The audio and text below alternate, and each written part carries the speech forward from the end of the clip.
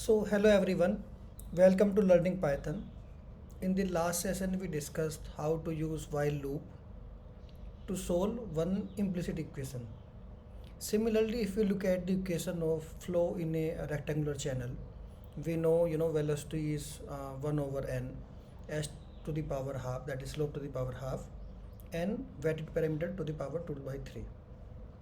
When we use different unit, the 1 becomes 1.49, and so but the thing here is, if you look at the q is a function of y, we can see, but this equation cannot be easily solved in terms of y. We cannot write y is a function of q and other parameters in an explicit manner. It is an implicit equation in terms of y. So we can follow the approach like we did last time by using the while, or we can use slightly more smarter way of solving the problem. There are many tools are there. In the last session we used while just to introduce why the while loop is uh, used, how, what is the value of it and where all you can use it. But there is one already defined library. So first we'll open in the Colab. So there is an already defined library in scientific Python. We'll use that library to solve such kind of implicit problem or any other problem you can solve it. So what we are doing, we are using numerical Python, importing numerical Python.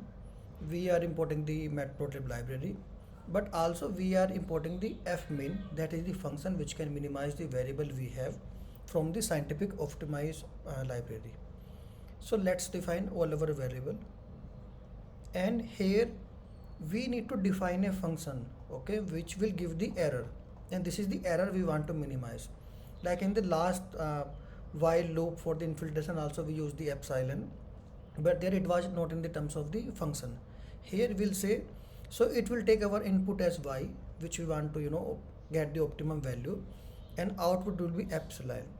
So epsilon means what we will do, we will we take some value of y, we compute the q, and we know what is the actual value of q, and then we can look at the how much error it's giving. When it's the value of q what we have computed, it's matching with the value of q which is provided, it means we have achieved the correct value of y.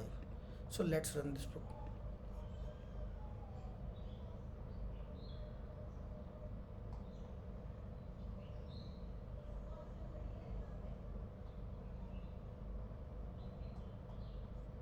So we can print f, this the output we are getting. Okay, let it run, then we'll see what the output we are getting and how to read it. So it's telling the current function value is so low, so it took 13 iterations. In each iteration it evaluates functions 2 times, so it's evaluating our function 26 times, and this is the value of y optimum.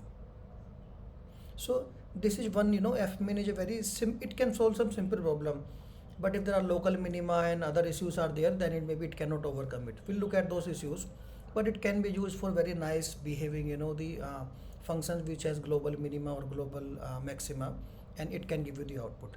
You can try this value of y and see how much value of q you are getting. One more thing you will see, in the functions we are giving input only y, but we are using value of sw also, b also, and q also. So in Python, you remember everything is public.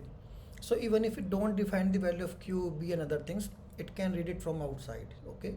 So these variables are not only locally defined, outside the function, inside the function also we can treat it.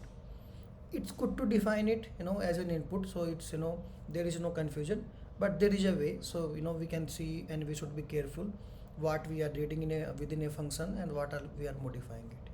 Thank you. See you in the next session. So we learned how we can use fmin functions to solve relatively simple problem to find the optimal value. Thank you. See you next time.